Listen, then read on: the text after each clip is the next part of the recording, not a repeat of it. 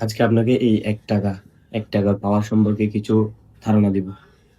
আসলে খুব খুচরো একটা করে ৳১ আসলে ৳১ দিয়ে কি হয়? অনেকেই তো মনে করেন আজকে ৳১ পাওয়ার বলে। ৳১ যদি আপনি সঠিকভাবে ব্যবহার করতে পারেন, তাহলে আপনি কি করতে পারবেন?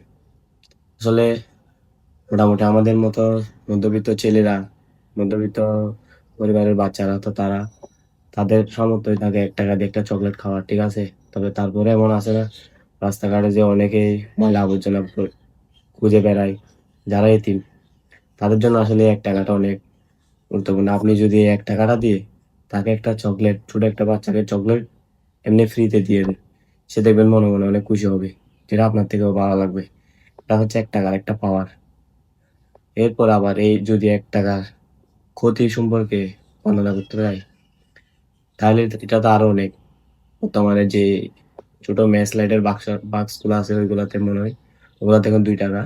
তারপরেও ৳১ দিয়ে মোটামুটি অর্ধেক পরিমাণ একটা কিছু কাঠি পাওয়া যাবে।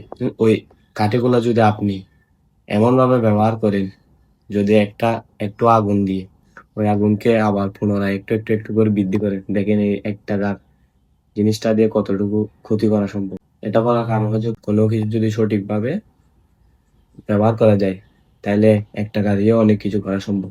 ৳১ দিয়ে অনেকের মন জয় করাও সম্ভব। আবার ৳১ দিয়ে অনেক কিছু ক্ষতি করাও সম্ভব। তো তারপর আপনাদের কাছে একটা রিকোয়েস্ট, কারো ক্ষতি করবেন না। যে যা পারেন মানুষের উপকার করবেন।